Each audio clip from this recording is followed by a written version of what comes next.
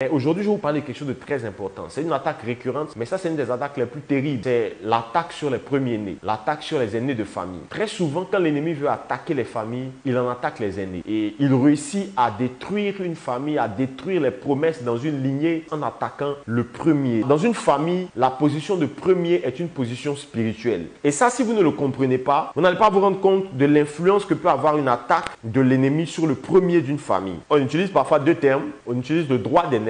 Le droit d'aînesse, c'est un droit. C'est un droit lié à la position. Le fait qu'il existe un droit pour le fait d'être aîné signifie qu'il existe une position d'autorité dans le fait d'être l'aîné. Parce que tous les droits sont attachés à la position. Quand on te donne un droit de citoyen, c'est parce que tu as une position de citoyen. Regardez Jacob. Ésaü est né en position de premier. Jacob est né en position de deuxième. Mais regardez lorsque Ésaü vend son droit d'aînesse. Écoutez-moi bien s'il vous plaît. Lorsqu'Ésaü vend son droit d'aînesse, il fait un deal avec Jacob qui est né en position de deuxième. J'essaie de vous montrer que l'ordre d'arrivée n'est pas vraiment plus important que la position que ça représente dans le monde spirituel. En fait, en plus d'être premier et deuxième dans le monde naturel, il existe surtout une position dans le monde spirituel qui peut être marchandée. Et Ésaü et Jacob vont marchander le droit lié à la position d'aîné. Ésaü va vendre son droit d'aînesse à Jacob. Logiquement, si le droit d'aînesse est juste une position de naissance, Dieu ne doit pas s'engager dans le fait que Jacob devienne l'aîné. Ésaü doit toujours rester le premier parce qu'Ésaü est né le premier. Donc si on ne peut pas changer cette position dans le monde spirituel, si on ne peut pas marchander, dealer cette position dans le monde spirituel, Jacob ne doit jamais,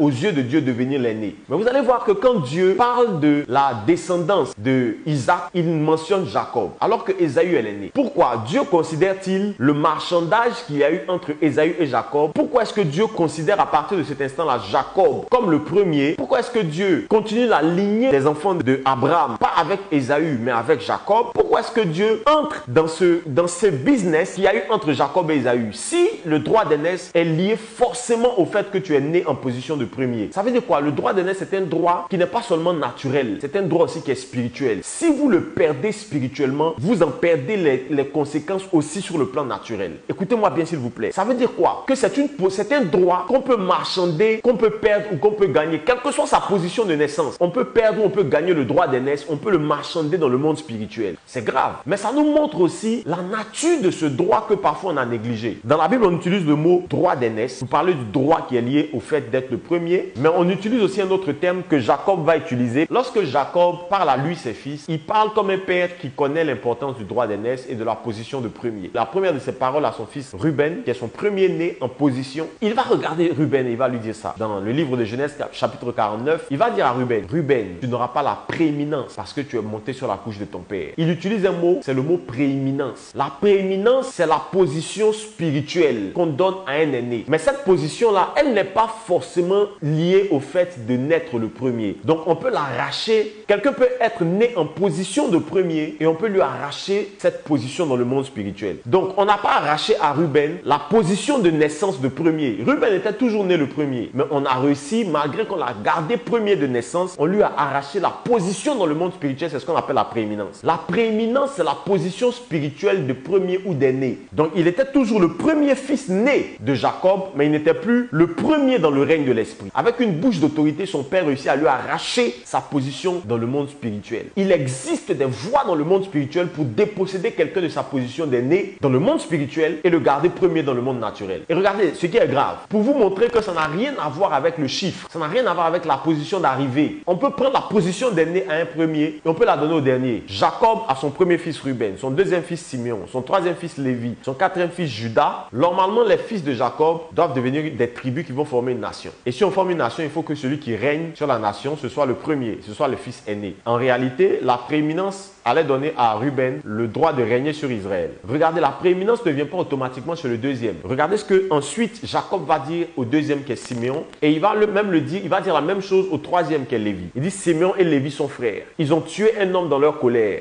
Que mon âme n'entre pas dans leur conciliabule. Il se soustrait de Simeon et Lévi parce que eux ils ont été assassins. Ils ont versé le sang. Donc il dit en fait, j'ai arraché la prééminence à Ruben, mais je ne vais pas la donner à Simeon qui est deuxième. Je ne vais pas la donner à Lévi qui est troisième. Il s'en va la donner au quatrième de position. Il dit, Judas, tu recevras l'hommage de tes frères. Et le spectre royal, le bâton souverain ne s'éloignera point de Judas jusqu'à ce que soit venu le Shiloh et que les peuples lui obéissent. En d'autres termes, il va donner la prééminence qu'il a arrachée à Ruben. Il va la donner à Judas pour régner sur tous ses frères. Il dit, tu recevras l'hommage de tes frères. Tu es le quatrième né, mais c'est toi qui vas recevoir l'hommage de tous tes frères. Il est né quatrième, mais Judas reçoit dans le monde spirituel la position de premier. C'est pour ça que Judas est la tribu qui a donné les hommes les plus importants à Israël. Judas est la tribu qui a donné David. Judas est la tribu de la royauté. Judas est la tribu de laquelle est né Jésus. Position d'importance dans le monde, dans le rayonnement spirituel que Judas a eu, vient du fait que Judas a reçu la prééminence. Donc, il a reçu une position de premier dans le monde spirituel, quoiqu'il était quatrième de naissance. Vous voyez quel éclat ça peut donner à la destinée de quelqu'un qu'on lui donne la position de premier dans le monde spirituel. Il était quatrième dans le monde naturel. Premier dans le monde spirituel, regardez sa vie.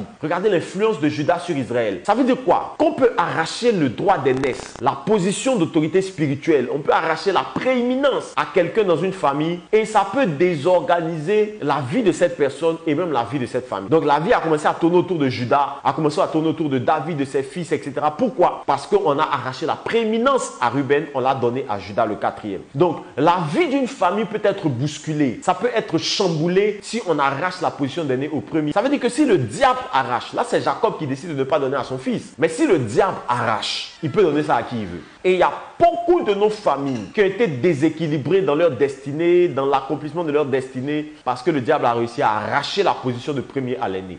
Je prie pour une famille ce matin. Je prie même pour un aîné. Tu es aîné dans une famille, le diable a attaqué ta position. Je prie ce matin que Dieu accorde une grande restauration à celui qui dit Amen.